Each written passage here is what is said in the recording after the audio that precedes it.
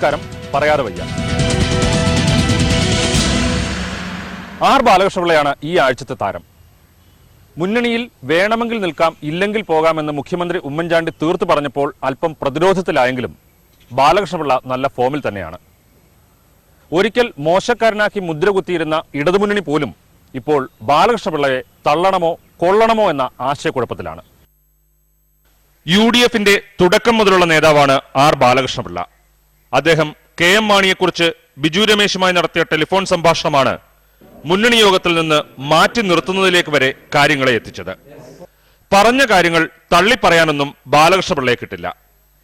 പണപ്പിരിവിനെക്കുറിച്ച് മുഖ്യമന്ത്രിയോട് തന്നെ നേരത്തെ പറഞ്ഞതാണ്. അക്കാര്യം ബിജു രമേശിനോട് ഫോണിൽ പറഞ്ഞുപോയി. അത് റെക്കോർഡ് ചെയ്ത് ഇങ്ങനെ ഒരു ചതിപ്പണി നടത്തുമെന്ന് പാവം ബാലകൃഷ്ണപിള്ള വിചാരിച്ചില്ല. ഏതായാലും അതിനുശേഷം ചേർന്ന മുന്നണി യോഗത്തിലേക്ക് ക്ഷണമുണ്ടായില്ല. കൊലപാതക പുള്ളിയാണെങ്കിലും ഒരു ശിക്ഷ വരുമ്പോൾ ആ ശിക്ഷയെപ്പറ്റി പറയാൻ പല പ്രാവശ്യം അവകാശമുള്ള ഈ രാജ്യത്ത്, ജനാധിപത്യ രാഷ്ട്രമായ ഇന്ത്യയിൽ, ലോകത്തെ ഏറ്റവും വലിയ ജനാധിപത്യ കക്ഷി എന്ന് പണ്ട് അവകാശപ്പെട്ടുകൊണ്ടിരുന്ന ഇന്ത്യൻ നാഷണൽ കോൺഗ്രസിന്റെ നേതാക്കന്മാരുൾപ്പെടെയുള്ളവർ ആ ഒരു അവകാശം ഞങ്ങൾക്ക് തരേണ്ടതായിരുന്നു പാർട്ടിക്ക്.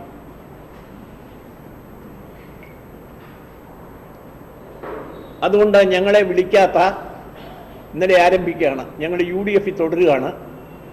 ഇനി ഒരു UDF യോഗത്തിന് ഞങ്ങൾ പങ്കെടുക്കില്ല. ഈ പൊതുവികാര കണക്കിലെടുത്ത് ഇത്തരം ആരോപണങ്ങളിൽ നിന്ന് അദ്ദേഹം പിന്മാറണമെന്നും അദ്ദേഹം തുടർന്നും UDF-ൽ ഉണ്ടാകണമെന്നും ഉള്ള ഒരു പൊതുവികാരമാണ് ഈ ചർച്ചയിൽ ഉരുത്തിരിഞ്ഞു വന്നത്. തങ്കച്ചനല്ല എൻ്റെ കാര്യം തീരുമാനിക്കേണ്ട, ആരോട് എന്തൊക്കെ സംസാരിക്കണമെന്നൊക്കെ നല്ല UDF ഉണ്ടാക്കിയ നല്ല തങ്കച്ചൻ ചുമ്മാ പറയുന്നില്ല, ചാവേറാ തങ്കച്ചൻ പറയുന്നത് ഞാൻ അംഗീകരിക്കുന്നത്. തങ്കച്ചൻ എന്നോട് പറഞ്ഞിട്ടുണ്ടല്ലോ അഴിമതിയെ പറ്റി, അതിന് പുറത്തു പറയണോ? പക്ഷെ ഞാൻ ആ സ്വഭാവക്കാരനല്ല. ഇതിലും മോശമായ അന്തരീക്ഷം ബാലകൃഷ്ണപിള്ള UDF-ൽ നിന്ന് നേരിട്ടിട്ടുണ്ട്. ഉമ്മൻചാണ്ടി ആദ്യം മുഖ്യമന്ത്രിയായ സമയത്ത് മന്ത്രിസഭയിൽ നിന്ന് തന്നെ ഒഴിവാക്കി. കുറെ നാൾ മുന്നണിയുമായി ഉടക്കി നടന്നു. മറ്റൊരു വാതിലും തുറക്കാതെ വന്നപ്പോൾ തിരികെ വീണ്ടും UDF-ൽ തന്നെ എത്തി.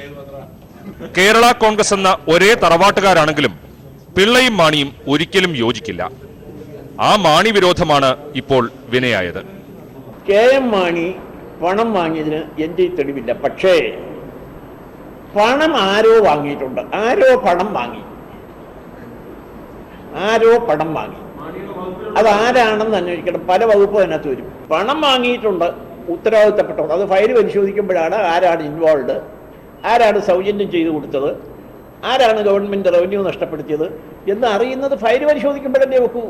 നല്ല പിള്ളയായി മുന്നണിയിൽ നിൽക്കണമെന്ന ഉപദേശം സ്വീകരിക്കാൻ ഏതായാലും ബാലകൃഷ്ണപിള്ള ഇപ്പോൾ തയ്യാറല്ല.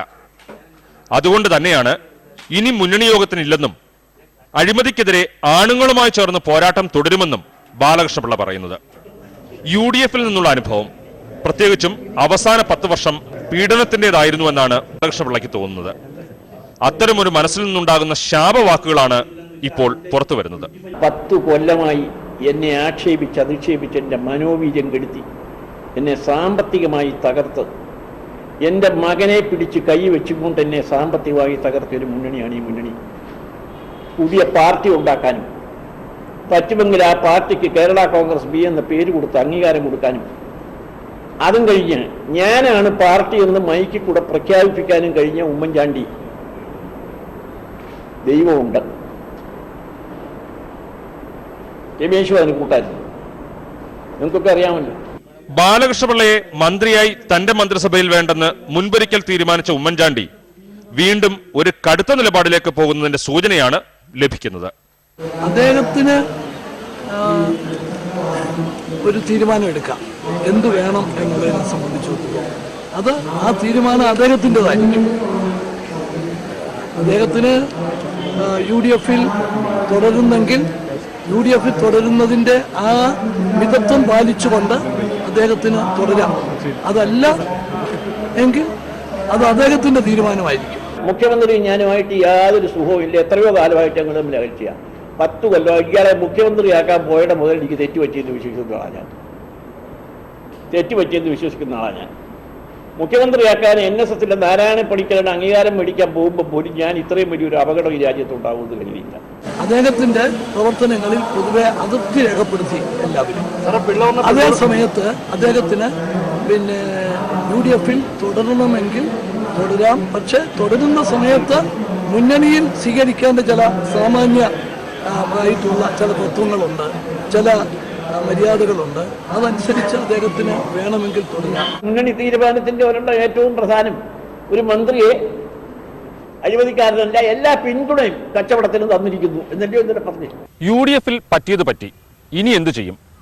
UDFിന്റെ സ്ഥാപക നേതാവിന് മുന്നിലെ ചോദ്യം അതാണ്. നമ്മുടെ ഒരു മുദ്രാവാക്യമുണ്ട്, ഉണരൂ സഹാക്കളെ.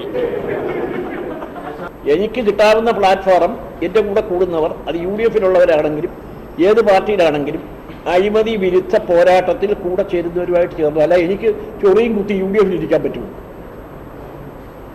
എന്നെ UDFിൽ തൊടിയിക്കില്ല. ഭരണവുമായിട്ട് ബന്ധമില്ല, UDFുമായിട്ട് ബന്ധമില്ല. ഞാൻ ചുമ്മാ ഇങ്ങനെ ഒതുങ്ങിയിരിക്കണോ?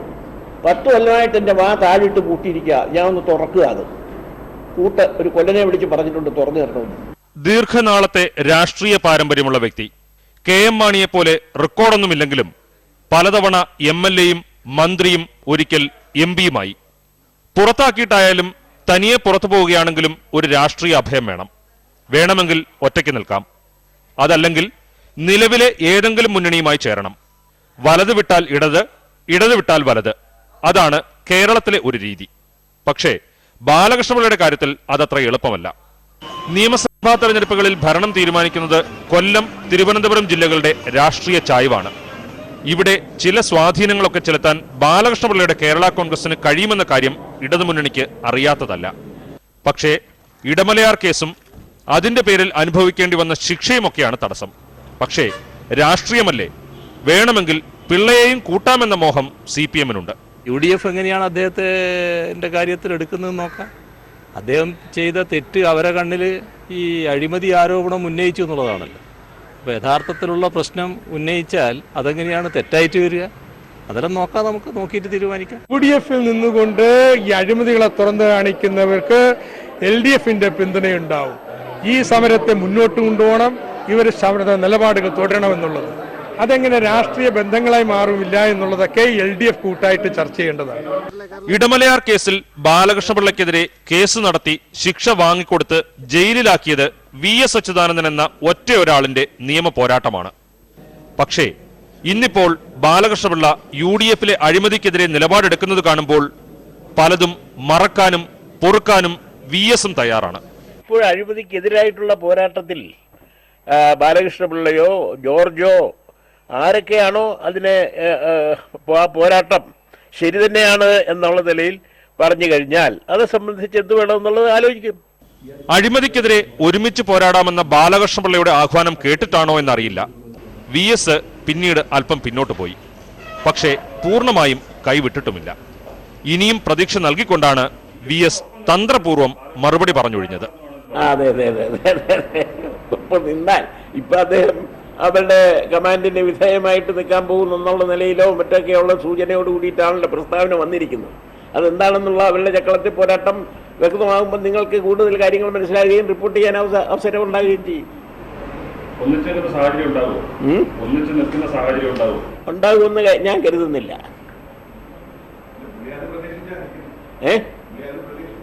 ആകട്ടെ നിങ്ങളുടെ അതൊക്കെ സംബന്ധിച്ചുള്ള അഭിപ്രായം ഞാൻ തള്ളിക്കളയുന്നില്ല. അങ്ങനെയൊക്കെ സംഭവിച്ചോട്ടെ, പലതും സംഭവിക്കാമല്ലോ. UDFിനോട് ബന്ധം വേർപെടുത്തി പുറത്തു വരാത്തതാണോ, അതോ ബാലകൃഷ്ണപിള്ളയുടെ രാഷ്ട്രീയ സ്വാധീനത്തിന്റെ പിൻബലമായ NSSന്റെ KM മാണി താല്പര്യമാണോ ഇടതുമുന്നണിയെ ആശയക്കുഴപ്പത്തിലാക്കുന്നത് എന്നറിയില്ല. അതിലുമുപരി പഴയതൊക്കെ മറന്ന് അഴിമതിക്കെതിരെ കുരിശുയുദ്ധം പ്രഖ്യാപിച്ചതിന്റെ പേരിൽ മാത്രം പിള്ളയെ എങ്ങനെ കൂടെ കൂട്ടുമെന്നും ആലോചിക്കുന്നുണ്ടാകണം ഇടതുമുന്നണി. രാഷ്ട്രീയത്തിൽ സ്ഥിരമായ ബന്ധുത്വവും ശത്രുതയുമില്ല, സ്ഥിരമായ താല്പര്യങ്ങളേ ഉള്ളൂ. ഇപ്പൊ എന്റെയും അച്യുതാനന്ദന്റെയും താല്പര്യം അഴിമതികൾ പുറത്തു കൊണ്ടുവരികയും അഴിമതിക്കെതിരായി ഫൈറ്റ് ചെയ്യുകയും ചെയ്തതുകൊണ്ട് അച്യുതാനന്ദനും ഞാനും തമ്മിൽ ചേരുന്നതിൽ ഒരു അപാകതയുമില്ല. എനിക്ക് അഭിമാനമേ ഉള്ളൂ. അച്യുതാനന്ദൻ അത് സമ്മതിച്ചിട്ടുണ്ടെങ്കിൽ എനിക്ക് വലിയ അഭിമാനമാണ്. വ്യക്തിപരമായിട്ടുള്ള രാഷ്ട്രീയമാണല്ലോ. UDF വിടുന്നതും ഘടകകക്ഷി നേതാവായി AKG സെന്ററിൽ പോകുന്നതുമെല്ലാം ബാലകൃഷ്ണപിള്ള വല്ലാതെ സ്വപ്നം കണ്ടു കാണണം. UDFന്റെ സ്ഥാപക നേതാക്കളിൽ ഒരാൾ എന്ന് എപ്പോഴും അഭിമാനം കൊണ്ടിരുന്ന ബാലകൃഷ്ണപിള്ളയുടെ നാവിലൂടെ ഇപ്പോൾ പഴയ വിദ്യാർത്ഥി ജീവിതകാലത്തെ വിപ്ലവ സ്മരണകളാണ് പുറത്തു വരുന്നത്. ഞാനൊരു കമ്മ്യൂണിസ്റ്റുകാരൻ. തിരുവനന്തപുരം ജില്ലയിലെ കമ്മ്യൂണിസ്റ്റ് പാർട്ടി കെട്ടിപ്പടുത്തതിൽ ഒരു വലിയ പങ്ക് വഹിച്ച് എൻ്റെ കൂടെ നിന്ന് ജീവിച്ചിരിക്കുന്ന ഓർമ്മയില്ല, അനിരുദ്ധം മാത്രമേ ഉള്ളൂ. എത്രയോ ദിവസം കാലയിൽ ആണിയും കൊണ്ട് നെയ്യാറ്റിൻകരയിൽ നിന്നും പാറശാലയിൽ നിന്നും കട്ടാക്കടയിൽ നിന്നും അവിടുന്ന് ഇവിടുന്നും രാത്രി പാർട്ടി ക്ലാസ്സും കഴിഞ്ഞ് നേരം വെളുക്കുമ്പോൾ വിളവെന്നും പഴയ പത്രത്തിൻ്റെ താളുകളെടുത്ത് ചുമന്ന മഷിക്കൂട് പൊട്ടിച്ച് വെള്ളത്തിലൊഴിച്ച് അതൊക്കെ ആഞ്ഞിലിൽ മുക്കി എഴുതി സെക്രട്ടേറിയറ്റിൻ്റെയും കിഴക്കേക്കോട്ടയുടെയും യൂണിവേഴ്സിറ്റി കോളേജിൻ്റെയും ഒക്കെ മുമ്പിൽ ഒട്ടിച്ചും നടന്ന് കമ്മ്യൂണിസം ഉണ്ടാക്കിയ ആളാണ് ഞാൻ. എനിക്കൊരു അലർജിയില്ല. നമ്മുടെ ഒരു മുദ്രാവാക്യമുണ്ട്, ഉണരൂ സഹാക്കളി. രാഷ്ട്രീയ ഭാവി തീരുമാനിക്കാനുള്ള സ്വാതന്ത്ര്യം മുഖ്യമന്ത്രി ഉമ്മൻചാണ്ടി ആർ ബാലകൃഷ്ണപിള്ളയ്ക്ക് വിട്ടുകൊടുത്തിരിക്കുന്നു. പക്ഷേ അത്തരമൊരു പ്രതിസന്ധിയിലാണെന്ന ആശങ്കയൊന്നും ആർ ബാലകൃഷ്ണപിള്ളയ്ക്ക് ഒട്ടുമില്ല. KM മാണിയുമായി കൊണ്ടും കൊടുത്തും മുന്നേറാൻ ബാലകൃഷ്ണപിള്ള തയ്യാറാണ്. അപ്പൊ ജനങ്ങളെ നമ്മൾ വിഡ്ഢികളാക്കരുതല്ലോ. ജനങ്ങൾക്ക് എന്നെ നല്ലതുപോലെ അറിയാം. അതുകൊണ്ടാണല്ലോ എന്നെ തെരഞ്ഞെടുത്തിട്ടുള്ളത്. ഇത്രയും കാലമായിട്ട് ഏതെങ്കിലും ഒരു കേസിൽ ഞാൻ പിടിക്കപ്പെട്ടിട്ടുണ്ടോ, എന്നെ ശിക്ഷിച്ചിട്ടുണ്ടോ? ഇതൊക്കെ എനിക്ക് കേരളത്തിലെ എല്ലാ ജനങ്ങൾക്കും അറിയാം. അദ്ദേഹം ഇനിയും പിടിക്കപ്പെടാതിരിക്കട്ടെ എന്നാ എൻ്റെ പ്രാർത്ഥന. ഒരു തറവാട്ടിൽ ജനിച്ചവരല്ലേ ഞങ്ങൾ രണ്ടുപേരും. എനിക്കെതിരെ എത്രയോ കേസുകൾ ഉണ്ടായിട്ടുണ്ട്. വിജിലൻസ് കോടതിയിലും ലോകായുക്തയിലും ഒക്കെ ഫയൽ ചെയ്തു. അവിടെയും അതൊന്നും നിലനിന്നിട്ടില്ലല്ലോ. ഒറ്റ കാര്യം ആലോചിച്ചാൽ മതി. പോലീസ് അന്വേഷണം നടക്കുക, ഹൈക്കോടതി കേസ് കിടക്കുക, ഹൈക്കോടതി നേരിട്ടുള്ള ചുമതലയല്ല കേസ് കിടക്കുന്നത്. ആ കേസിൽ പെടുന്ന വ്യക്തി എല്ലാ പിന്തുണയും പ്രഖ്യാപിച്ചിരിക്കുന്നു പറഞ്ഞ ഒരു ബാമ്പന്റെ എന്തോ വീണാൽ എന്തോ പറയും. ഞാനിങ്ങനെ അഴിമതിക്കാരൻ, അഴിമതിയാ, ബാർക്കോഴ എന്ന് പറഞ്ഞ് എന്നെ വേട്ടയാടിക്കൊണ്ടിരിക്കുക. ഇതെന്താ അതിൻ്റെ സത്യം? എന്തെങ്കിലും ആരോപണം ഉണ്ടെങ്കിൽ അതിന് എന്തെങ്കിലും തെളിവ് വേണ്ടേ? എന്തൊരു സാഹചര്യം വേണ്ടേ? എന്തെങ്കിലും വസ്തുത വേണ്ടേ? ഇതൊന്നുമില്ലാതെ തേജോവധം, വ്യക്തി തേജോവധം, അതാണ് നമ്മുടെ ഈ നാട്ടിൽ നടക്കുന്നത്. എനിക്കെതിരെ നടക്കുന്നത് വ്യക്തമായ വ്യക്തി തേജോവധമാണ്. ഒരു മന്ത്രി അഴിമതി കാണിച്ചു എന്ന് തെളിയിക്കാൻ സർക്കാരിൻ്റെ രേഖകളും ലഭ്യമാകുന്ന വിശ്വസനീയമായ സാക്ഷിമൊഴികളുമാണ് നിയമപ്രകാരം സ്വീകരിക്കേണ്ടത്. അത് സ്വീകരിക്കാതെ തെളിവ് കൊണ്ടിരട്ടെ എന്ന് പറഞ്ഞാൽ ഇത് തെളിവ് കൊടുത്താലും രസീത് കൊടുത്ത് കാശ് മേടിച്ചിട്ടുണ്ട്. ഒരു ധനകാര്യമന്ത്രി നികുതി ഇളവ് കൊടുത്താൽ അവിടെയും അഴിമതി. അവൻ ഇളവ് കൊടുത്തു. ആർക്കെങ്കിലും ഒരു വ്യക്തിക്ക് ഇളവ് കൊടുത്തിട്ടുണ്ടോ? ഇല്ല. ഇളവ് കൊടുത്തിട്ടുണ്ടെങ്കിൽ കാറ്റഗറിക്കാണ് ഇളവ് കൊടുക്കുന്നത്, ഒരു വ്യക്തിക്കാണോ, ഒരു സ്ഥാപനത്തിനാണോ ഇളവ് കൊടുക്കുന്നത്? ഇതൊക്കെ എന്തൊരു ഒരു വൃത്തികെട്ട രീതിയാണ് ഇപ്പോൾ ഇത് അവലംബിച്ചിരിക്കുന്നത് എന്ന് ഞാൻ ഓർത്തു പോവുകയാണ്. ഇപ്പൊ തന്നെ റൈസ് മില്ലുകാരുടെ കാര്യം ഞാൻ പറഞ്ഞു, TV-കളിലും പത്രങ്ങളിലും വന്നു. ഞാൻ പറഞ്ഞത് ശരിയാണെന്ന് പറഞ്ഞ് കുട്ടനാട്ട കൃഷിക്കാര് രംഗത്ത് വന്നു. ഞാൻ പറഞ്ഞത് അക്ഷരപ്രതി ശരിയാണെന്ന് പറഞ്ഞ് കുട്ടനാട്ട കൃഷിക്കാർ രംഗത്ത് വന്നു. അങ്ങനെ രംഗത്ത് വന്ന സാഹചര്യത്തിൽ അന്വേഷിക്കണ്ടേ? ബാലകൃഷ്ണപിള്ള എല്ലാവർക്കും അറിയാമല്ലോ. Is an honourable person. അതിനും മഹാനാണ് മാണി എന്നാ എൻ്റെ അഭിപ്രായം. എനിക്ക് ചില മഹത്വങ്ങൾ കുറവുണ്ട്.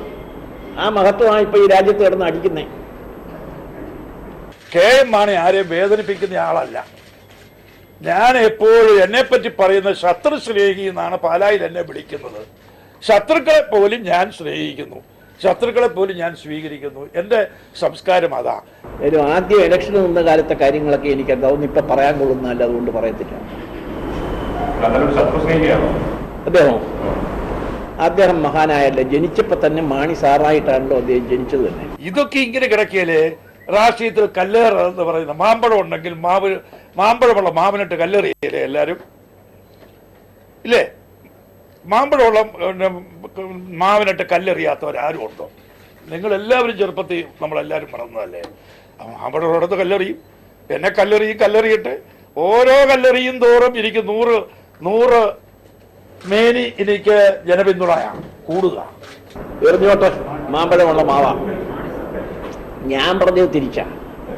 35 കൊല്ലമായി ഞാനും കൂടി നട്ടു വളർത്തി പലരും ഇതിൻ്റെ കൊമ്പും മുറിച്ചുകൊണ്ട് പോയപ്പോഴും മാങ്ങ പറിച്ച് തിന്നേച്ചു പോയപ്പോഴും ഈ മാവ് നന്നായി പൂത്ത് കാച്ചു കിടക്കുമ്പോൾ ഒരു മാമ്പഴം ബാലകൃഷ്ണപിള്ളയ്ക്ക് കൊടുക്കുകയെന്ന് പറയുന്ന UDFന്റെ നയത്തോട് എനിക്ക് യോജിപ്പില്ല. UDF ഇവിടെ ഉണ്ടെങ്കിൽ ഞാൻ എൻ്റെ ശക്തി എന്ന് പറഞ്ഞത് UDFന്റെ ശക്തിയല്ലേ? എനിക്ക് വല്ല പ്രത്യേക ശക്തിയാണോ? ഞാൻ UDFന്റെ ധനമന്ത്രിയാണ്. ധനമന്ത്രി അല്ലാതെ പിന്നെ വേറെ വകുപ്പ് മന്ത്രിമാരാരെങ്കിലും ബഡ്ജറ്റ് അവതരിപ്പിക്കും? ആരാണ്ട് അങ്ങനെ ഒരു പത്രത്തിൽ കണ്ടു ഞാൻ. ധനമന്ത്രി ജീവിച്ചിരിക്കെ പിന്നെ കൃഷിമന്ത്രി അവതരിപ്പിക്കുമോ? ആരോഗ്യമന്ത്രി അവതരിപ്പിക്കുമോ? വിദ്യാഭ്യാസ മന്ത്രി അവതരിപ്പിക്കുമോ? ധനമന്ത്രി ഞാനാണെങ്കിൽ ഞാൻ തന്നെ ബഡ്ജറ്റ് അവതരിപ്പിക്കും. 9 പേരുള്ള ഒരു പാർട്ടിയുടെ നേതാവ് വിചാരിക്കുന്നതൊക്കെ ഈ മുന്നണി നടക്കും. 9 പേരുള്ള ഒരു പാർട്ടിയുടെ നേതാവും 20 പേരുള്ള ഒരു പാർട്ടിയുടെ നേതാവും ഒക്കെ വിചാരിക്കുന്നത് ഈ മുന്നണിയിൽ അതുപോലെ നടക്കുമെന്ന് കഴിഞ്ഞ 4 കൊല്ലമായിട്ട് അനുഭവത്തിൽ കണ്ടുകൊണ്ടിരിക്കുകയാണ്. ധനമന്ത്രി കെ എം മാണി കോഴ വാങ്ങിയെന്നൊന്നും ആർ ബാലകൃഷ്ണപിള്ള പറയില്ല. പക്ഷേ ഇതൊക്കെ കേൾക്കുമ്പോൾ ബാലകൃഷ്ണപിള്ളയുടെ മനസ്സിൽ എന്താണെന്ന് വ്യക്തമാണ്. പണം വാങ്ങിയിട്ടുണ്ടെങ്കിൽ തന്നെ അത് ധനമന്ത്രി കെ എം മാണി മാത്രമാണോ? മറ്റുള്ളവർക്കൊന്നും ഇതിൽ പങ്കില്ലേ? മറ്റു മന്ത്രിമാർക്കാർക്കും ഇതിലൊന്നും പങ്കില്ല എന്ന് വിശ്വസിക്കാൻ ബുദ്ധിമുട്ടാണ്. ഒരു കോഴയാരോപണത്തിന്റെ പേരിൽ കെ എം മാണിയെ വേട്ടയാടാൻ തുടങ്ങിയിട്ട് മാസം 3 ആകുന്നു. തെളിവുണ്ടെങ്കിൽ ഒറ്റയടിക്ക് പുറത്തുവിട്ട് ഒരു തീർപ്പുണ്ടാക്കുന്നതിന് പകരം ഇതൊരു തരത്തിൽ ഇഞ്ചിഞ്ചായുള്ള കൊല്ലലാണ്. ഒരു രാഷ്ട്രീയ നേതാവിനെ സംബന്ധിച്ചിടത്തോളം സഹിക്കാവുന്നതിനും അപ്പുറം. രൂപ കൊടുത്താൽ നമുക്ക് ആരെയും ആടിനെ പട്ടിയാക്കാം. രൂപ കൊടുത്ത് ഈവന്റ് മാനേജ്മെന്റ് നടത്തിയാൽ, രൂപ കൊടുത്ത് പ്രൊഫഷണൽ മാർക്കറ്റിംഗ് നടത്തിയാൽ വല്ല പ്രയാസമുണ്ട്? എത്രയോ പേര് വരും. ഇപ്പൊ ചില ആളുകളൊക്കെ ചില സംഭവം എന്നും പറഞ്ഞുകൊണ്ട് ഇപ്പോൾ മാർക്കറ്റിംഗ് നടത്തുക. ഞാൻ പേരൊന്നും പറയുന്നില്ല, ഞാൻ എങ്ങനെ ആളുകൾ വ്യക്തിപരമായി ആക്ഷേപിക്കുന്നില്ല, അതുകൊണ്ട് പേര് പറയുന്നില്ല. എന്തിന് കെ എം മാണിയെ മാത്രം വേട്ടയാടണം? മറ്റുള്ളവർക്കെതിരെയും ആക്ഷേപങ്ങൾ വന്നിരുന്നു. പക്ഷേ അത് വേണ്ടത്ര ശ്രദ്ധിക്കപ്പെട്ടില്ല. അതല്ലെങ്കിൽ തെളിവുകൾ എന്ന പേരിൽ ശബ്ദരേഖ ഉൾപ്പെടെ പുറത്തുവിടുന്നവരുടെയും ലക്ഷ്യം കെ എം മാണി മാത്രമാണ്. പക്ഷേ ബാറുടമകൾ തമ്മിലുള്ള സംസാരം പുറത്തു വന്നത് വിശ്വസിക്കാമെങ്കിൽ മറ്റു ചില മന്ത്രിമാർക്കുമുണ്ട് കോഴ ഇടപാടിൽ പങ്ക്. പേരുകൾ ഒന്നും പുറത്തു വന്നില്ലെന്ന് മാത്രം. സുപ്രീം കോടതിയിലേക്ക് അപ്പീൽ പോവുകയാണെങ്കിൽ, നമ്മളെ വീണ്ടും ചുറ്റിക്കുകയാണെങ്കിൽ, കോടതി നമുക്ക് അനുകൂലം കിട്ടിട്ട് വീണ്ടും ചുറ്റിക്കാൻ വന്നു കഴിഞ്ഞാൽ അപ്പൊ പത്രസമ്മേളനം നടത്തി മാനസാണ് നമ്മളെ സഹായിച്ച കഥയും ബാക്കി 1, 2, 3, 4 എന്ന് പറഞ്ഞാൽ ആരൊക്കെ നമ്മളെ ഇന്ന് പറ്റിയിട്ടുണ്ടെന്ന് വെച്ചാൽ ആ പറ്റിയതെല്ലാം പത്രസമ്മേളനം നടത്തി ആദ്യം ഞാൻ പറയും.